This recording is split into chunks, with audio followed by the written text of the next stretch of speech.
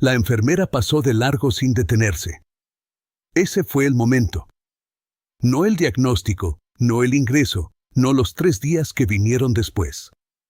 El momento fue un martes por la noche a las 9:47 en el corredor de la planta pediátrica del Hospital San Agustín, cuando la enfermera Patricia Gans pasó junto a la mujer en silla de ruedas que intentaba llamar su atención, la miró una vez y siguió caminando. Tenía a dónde ir. Siempre hay a dónde ir. La mujer en silla de ruedas se llamaba Clara Akefer. 37 años. Llevaba 4 en silla de ruedas desde que una condición degenerativa de la columna había avanzado más allá del punto en que caminar era sostenible. En su vida profesional era ingeniera biomédica. Había pasado 11 años diseñando sistemas de monitoreo para entornos hospitalarios. Sabía lo que significaban los números en un monitor cardíaco pediátrico. Sabía lo que significaban las líneas de tendencia.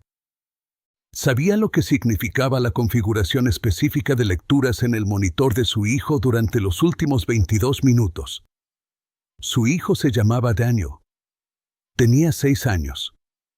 Había sido ingresado 3 días antes con una infección respiratoria que, en las últimas 6 horas, había comenzado a hacer algo que el personal de enfermería del turno de noche todavía no había notado. Clara lo había notado. Había estado mirando el monitor desde las 9:25. Había presionado el botón de llamada a las 9:31. A las 9:38 lo presionó de nuevo. A las 9:44 se había llevado su silla al corredor y había encontrado a la enfermera Gans. «Disculpe», había dicho Clara. «Mi hijo está en la habitación 14. Su saturación de oxígeno ha estado bajando durante los últimos 20 minutos. Está en el 93 ahora. Necesito que alguien revise su historial». La enfermera Gans la miró. La mirada duró aproximadamente 2 segundos. «Mando a alguien», dijo. Y se fue. Eran las 9:47. A las 9:55, el monitor de la habitación 14 activó su alarma crítica. Daniel Akefer no murió. Esto necesita decirse al principio, porque lo que sigue es difícil, y la dificultad solo es soportable porque él no murió. Tiene 7 años ahora. Está en 2º grado.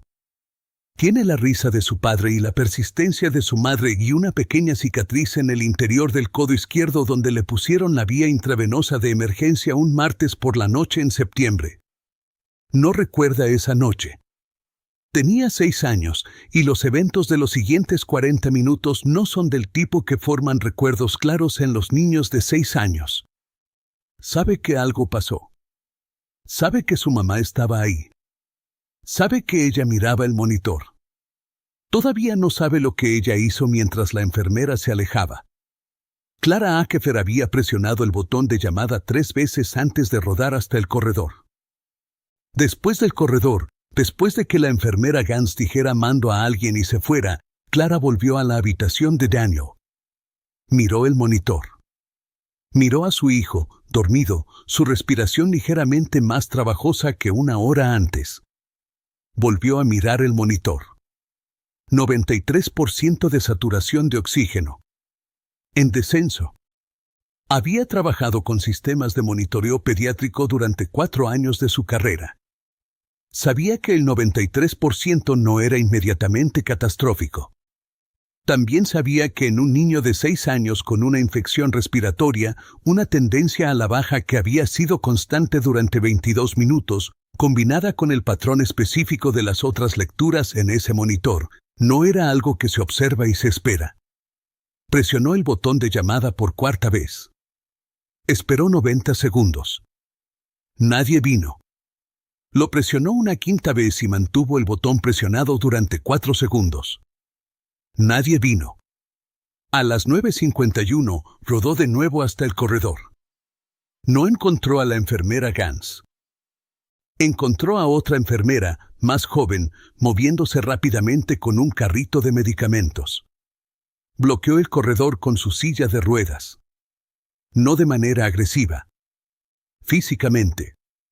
Se posicionó en el camino del carrito y dijo, Mi hijo está en la habitación 14. Su saturación de O2 está en el 92 y bajando. Tiene una infección respiratoria y tiene 6 años. Necesito un médico en esa habitación ahora. La enfermera del carrito la miró. Voy a revisar, no en un minuto, dijo Clara. Ahora. Necesito que llame a un médico ahora. He estado presionando el botón de llamada durante 20 minutos. He hablado con otra enfermera. Nadie ha venido. Necesito que esto se escale inmediatamente. Algo en su voz, no el volumen, no la agresividad, sino la calidad específica de alguien que sabe exactamente lo que está diciendo y no se va a mover, produjo una respuesta diferente. La enfermera del carrito tomó su radio. Eran las 9:53. A las 9:55, el monitor de la habitación 14 activó su alarma crítica. El médico de guardia llegó a las 9:56. Para ese momento Clara ya estaba de vuelta en la habitación, junto a la cama de Daniel, con la mano en su brazo, hablándole con la voz baja y firme que usaba cuando necesitaba que él se mantuviera tranquilo. La saturación de oxígeno de Daniel había caído al 89%. El médico ordenó oxígeno suplementario inmediatamente. En 4 minutos la saturación de Daniel se había estabilizado. En 12 minutos había vuelto al 96%. Clara había identificado el problema en el minuto 0. La alarma se activó en el minuto 28. Si alguien se hubiera detenido a las 9:47, la alarma quizás nunca hubiera necesitado sonar.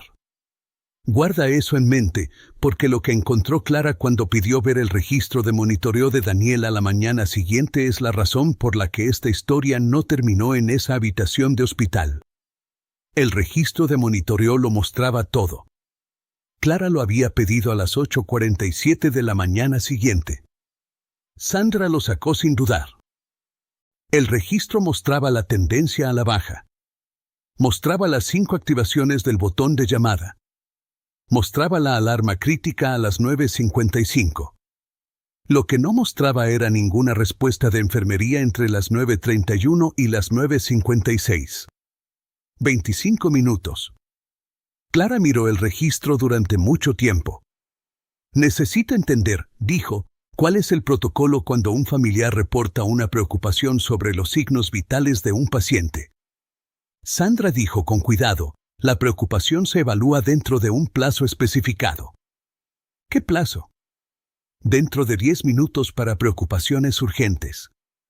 ¿Es urgente una tendencia a la baja reportada en la saturación de O2 de un paciente pediátrico con infección respiratoria? Una pausa. Sí, dijo Sandra. Entonces necesito entender por qué nadie respondió a 5 activaciones del botón de llamada en 22 minutos, dijo Clara. Y necesito esa explicación por escrito. Lo escano al oficial de seguridad del paciente esta mañana, dijo Sandra. Gracias, dijo Clara. También voy a presentar una queja formal. Quiero que ambos procesos queden documentados por separado. Sandra la miró con la expresión de alguien recalibrando. Conoce el proceso, dijo. He pasado 11 años diseñando los sistemas que estos hospitales utilizan, dijo Clara. Conozco el proceso. Esa noche, después de que Daniel se durmió, Clara se sentó a la mesa de la cocina y comenzó a escribir la queja, con precisión, cronológicamente, cada timestamp, cada activación del botón de llamada, cada número del registro adjunto como anexo. Lo que todavía no sabía, lo que descubriría 3 semanas después, es algo que cambió no solo cómo se sentía sobre ese martes por la noche, sino lo que decidió hacer con el resto de su carrera. Había algo sobre esa noche que Clara no había contado en la queja formal. No porque fuera irrelevante, sino porque era la parte más difícil de articular en el lenguaje preciso de un documento oficial. Cuando la enfermera Gans la había mirado en el corredor, ese segundo de contacto visual antes de que dijera mando a alguien y se fuera, había algo en esa mirada que Clara reconocía. No era hostilidad. Era algo más sutil y más difícil de nombrar. Era la mirada de alguien que ha procesado lo que ve y ha tomado una decisión sobre su peso antes de que la otra persona haya terminado de hablar. Era la mirada que Clara conocía de otros corredores. Otras salas. Otros espacios donde su silla de ruedas llegaba antes que su título, antes que su experiencia, antes que 11 años de diseñar los sistemas que esa enfermera usaba cada noche. No podía demostrar que eso había influido en la respuesta. No lo puso en la queja, pero lo puso en la entrevista con el periodista. Porque era verdad, y porque la verdad, toda la verdad, incluida la parte difícil de articular, era la única versión de la historia que valía la pena contar. Y porque sabía, con la certeza de alguien que ha navegado este mundo durante 4 años desde una silla de ruedas, que no era la única madre que había estado en ese corredor. Que no era la única que había visto esa mirada. Que no era la única cuyo conocimiento había sido pesado y encontrado ligero en el momento exacto en que más importaba que fuera escuchado. Escribió la queja para Daniel. Escribió el documento de auditoría para todas las demás. La investigación de seguridad del paciente tardó 3 semanas. Los hallazgos llegaron en una carta del director médico del hospital, el Dr. Jamie Worthington. 4 páginas. Clara la leyó 2 veces antes de leerla una tercera con un resaltador. La investigación había encontrado 3 cosas. Primera, la enfermera Gans había recibido el reporte de Clara a las 9:47 de la noche y no lo había documentado, evaluado ni escalado. Un incumplimiento del protocolo estándar de respuesta. Segunda, las 5 activaciones del botón de llamada habían sido registradas en el sistema, pero no habían sido notificadas al personal de enfermería porque el software de enrutamiento de alertas de la planta tenía un problema de configuración. Las activaciones múltiples desde la misma habitación dentro de un periodo corto estaban siendo consolidadas en lugar de escaladas. Un fallo del sistema que había estado presente durante un periodo indeterminado. Tercera, la combinación del fallo de protocolo y el fallo del sistema había resultado en una brecha de 25 minutos. Acciones correctivas. La enfermera Gans había recibido acción disciplinaria formal y formación de recuperación. El software de enrutamiento de alertas había sido reconfigurado. Se había implementado un nuevo protocolo en toda la planta. Clara leyó la sección de acciones correctivas 3 veces. Luego dejó la carta y se quedó con ella un momento. El fallo del sistema fue la parte que se quedó con ella. No porque excusara el fallo de protocolo, sino porque era invisible. La enfermera Gans había tomado una decisión en el corredor, esa decisión tenía un rostro y un momento. El software de enrutamiento de alertas había estado fallando silenciosamente durante un periodo indeterminado. Nadie lo había elegido. Nadie lo había notado. Había estado absorbiendo los intentos de escalada y convirtiéndolos en silencio, y nadie lo había sabido. Había pasado 11 años en ingeniería biomédica trabajando exactamente en este tipo de problema, la brecha entre lo que los sistemas de monitoreo están diseñados para hacer y lo que realmente hacen en entornos hospitalarios reales. Conocía esta brecha. Pensó en otras madres. Otras habitaciones. Otros martes por la noche cuando alguien había presionado un botón de llamada y le habían dicho mando a alguien y había esperado y vuelto a presionar y el software de enrutamiento había consolidado las activaciones en silencio. Pensó en las familias hispanohablantes, las que llegan al hospital ya con la desventaja del idioma, de no conocer el sistema, de no saber a quién preguntarle ni cómo. Las que dicen algo está mal y escuchan ya vamos y esperan porque no saben que pueden bloquear un carrito con su silla de ruedas y decida ahora. Abrió su computadora. Escribió un tipo diferente de documento. Suscríbete, dale like a este video y deja un comentario, porque lo que Clara Okafor puso en ese documento, y a quien se lo envió, es el momento en que esta historia dejó de ser sobre una familia en una habitación de hospital y se convirtió en algo que cambió como miles de familias entienden las máquinas que mantienen vivos a sus hijos. El documento tenía 32 páginas. Una auditoría técnica de los sistemas de enrutamiento de alertas y escalada en la planta pediátrica del Hospital San Agustín, cotejada con los propios protocolos del hospital y con los estándares publicados de 3 organismos de supervisión de tecnología médica. Lo escribió en 9 días en la mesa de la cocina después de que Daniel se durmiera. Se lo envió a 3 personas, al Dr. Worthington, al director de la Junta de Acreditación Hospitalaria del Estado, y a la doctora Amara Diallo, una profesora del Colegio de Medicina afiliado que dirigía un programa de investigación en seguridad del paciente. Se lo envió con una nota, no sé si esto le es útil. Pero creo que debería existir en algún lugar más allá de mi mesa de cocina. La doctora Diallo respondió en 48 horas. El Dr. Worthington respondió en 1 semana. La Junta de Acreditación no respondió directamente, pero 3 meses después el Hospital San Agustín recibió una revisión que incluyó, por primera vez en su historia, una evaluación específica de la configuración de enrutamiento de alertas y los protocolos de escalada familiar. Clara se enteró de la revisión por un periodista que la llamó. No esperaba que la llamara un periodista. El periodista se llamaba Marcos Webb. Cubría sistemas de salud para una publicación regional. Clara habló con él durante 40 minutos. Le contó la cronología. Le contó sobre el registro de monitoreo. Le explicó el fallo de enrutamiento de alertas en lenguaje sencillo.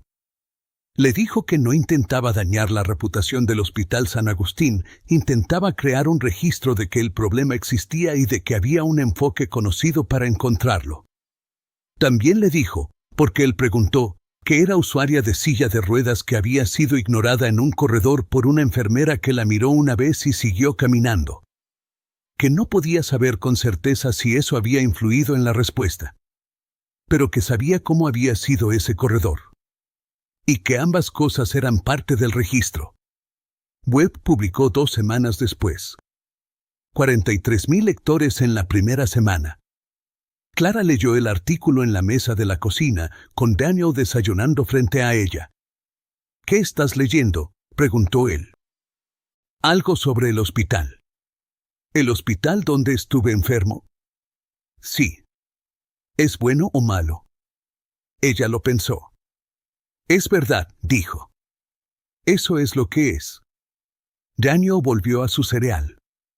El mejor final de esa conversación fue el que llegó 3 meses después, cuando Clara recibió una carta que comenzaba con 5 palabras que no esperaba. La carta decía, quisiéramos contar con su ayuda. Era del Departamento de Salud del Estado. Un grupo de trabajo que se estaba formando para desarrollar orientación actualizada sobre configuración de sistemas de alerta y protocolos de escalada familiar para plantas pediátricas en todo el estado. Hacía referencia a la auditoría técnica de Clara por nombre. Preguntaba si estaría dispuesta a servir como experta en la materia. Llamó a su hermana. Obviamente di que sí, dijo su hermana. Es un compromiso de tiempo significativo. Escribiste 32 páginas en la mesa de la cocina después de acostar a un niño enfermo. Por 9 noches. Creo que tienes el tiempo. Clara dijo que sí. El grupo de trabajo se reunió 7 veces en 4 meses. El resultado, un documento de orientación de 38 páginas, su nombre en la portada, que recomendaba estándares específicos de configuración para el enrutamiento de alertas en plantas pediátricas, un ciclo de auditoría obligatorio y un módulo de formación estandarizado sobre cómo responder a las preocupaciones sobre signos vitales reportadas por familiares. Adoptado como estándar estatal 14 meses después. 61 hospitales. Había un detalle en la formación del que Clara no se enteró hasta que Sandra se lo mencionó en el corredor 18 meses después. La sección sobre escalada familiar había sido diseñada con un caso de referencia. Un caso compuesto construido a partir de múltiples incidentes, del cual el de Daniel Akefer era el más detallado. En el módulo, el caso se describía así: familiar con conocimiento técnico relevante reporta preocupación sobre signos vitales antes de que el sistema de monitoreo haya alarmado. Reporte es recibido y no procesado. Sistema de escalada falla silenciosamente. Familiar escala físicamente en corredor. Crisis evitada pero no antes de que la saturación de oxígeno caiga a nivel crítico. El módulo preguntaba a los estudiantes en qué momento de esta secuencia tenía el familiar razón. ¿Qué hubiera cambiado si el primer reporte hubiera sido recibido según protocolo? La respuesta a la primera pregunta era, desde el principio. La respuesta a la segunda era, todo. Sandra había leído esas respuestas en la formación y había pensado en el registro de monitoreo que había sacado a las 8:47 de la mañana del miércoles. En los 25 minutos en blanco. En Clara mirando el registro con la expresión de alguien que ya sabía lo que iba a encontrar pero necesitaba que el sistema lo reconociera también. Había pensado, tenía razón desde el principio. No lo había dicho en voz alta durante la formación. Lo dijo en el corredor 18 meses después, cuando Clara le preguntó cómo había sido. Creo que cambia la manera en que escuchas. Clara volvió al Hospital San Agustín una vez, 18 meses después del ingreso de Daniel. No oficialmente. Fue porque estaba en el área por una cita sin relación y tenía 40 minutos, y porque había algo que quería ver. Fue a la planta pediátrica. El corredor era el mismo. La habitación 14 tenía la puerta cerrada. Preguntó si Sandra estaba de turno. Sandra estaba. Salió de la estación de enfermería y miró a Clara por un momento.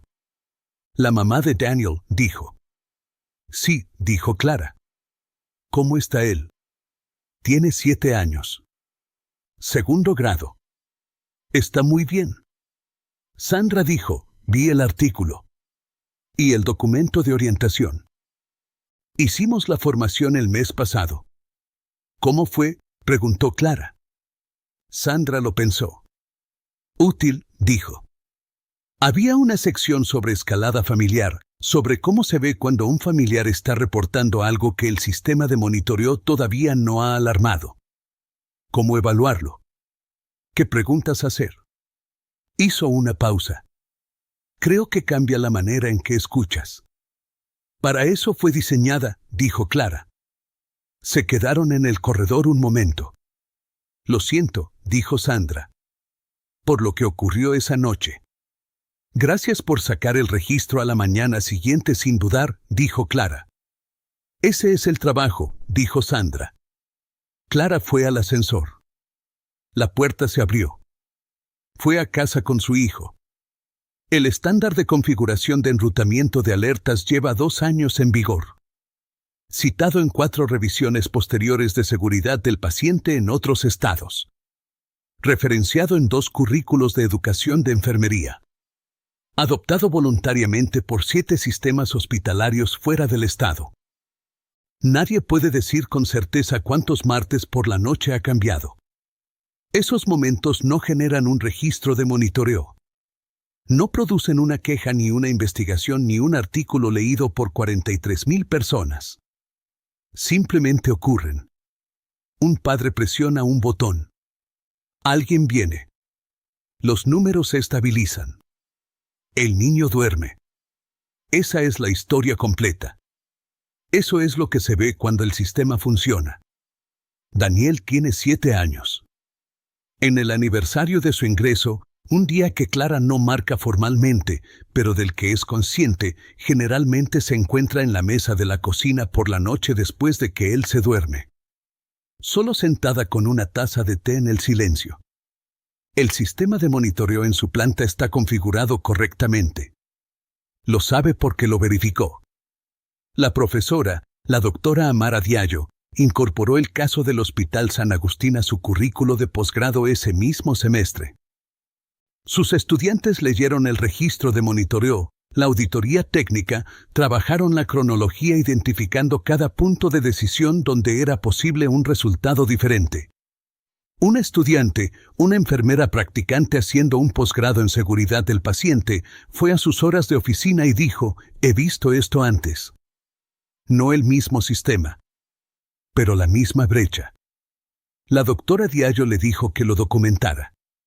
La documentación se convirtió en la base de una auditoría de los sistemas de escalada en su propio hospital que identificó 2 problemas de configuración. Ambos subsanables. Ambos subsanados.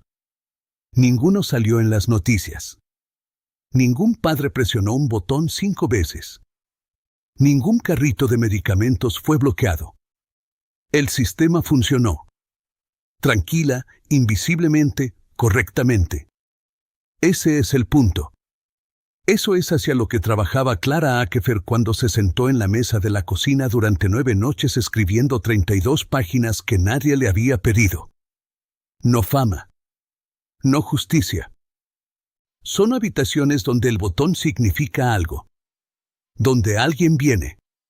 Donde los números en la pantalla son observados por personas que saben lo que significan. En los meses después de que se publicó el artículo, Clara recibió mensajes de familias hispanohablantes en todo el país. Madres que escribían desde Texas, desde California, desde Florida, desde Nueva York. Muchas escribían en español. Muchas describían variaciones del mismo martes por la noche, la enfermera que pasó de largo, el botón que no produjo respuesta, la sensación de ser invisible no solo por la silla de ruedas sino por el idioma, por el acento, por no saber exactamente cuáles eran sus derechos o cómo hacer valer lo que sabían que estaban viendo. Una madre de Houston escribió: mi hijo tenía 4 años. También vi algo en el monitor que no se veía bien. Llamé a la enfermera 3 veces. Nadie vino. Para cuando llegó el médico ya era una emergencia. Nunca supe que podía pedir el registro. Nunca supe que podía presentar una queja. Nadie me dijo que existía un proceso. Clara le respondió. Le explicó el proceso. Le envió los formularios. Le dijo cómo solicitar el registro de monitoreo, cómo presentar la queja, a quién enviarla. Respondió 200 mensajes en los 3 meses siguientes. No todos los casos eran como el suyo. No todos tenían 11 años de ingeniería biomédica detrás de ellos. Pero todos tenían algo que ella reconocía, una madre que había visto algo que el sistema no había visto, que había intentado decirlo, y que no había sabido cómo hacer que la escucharan. Ella sabía cómo hacer que las escucharan. Y empezó a enseñarlo.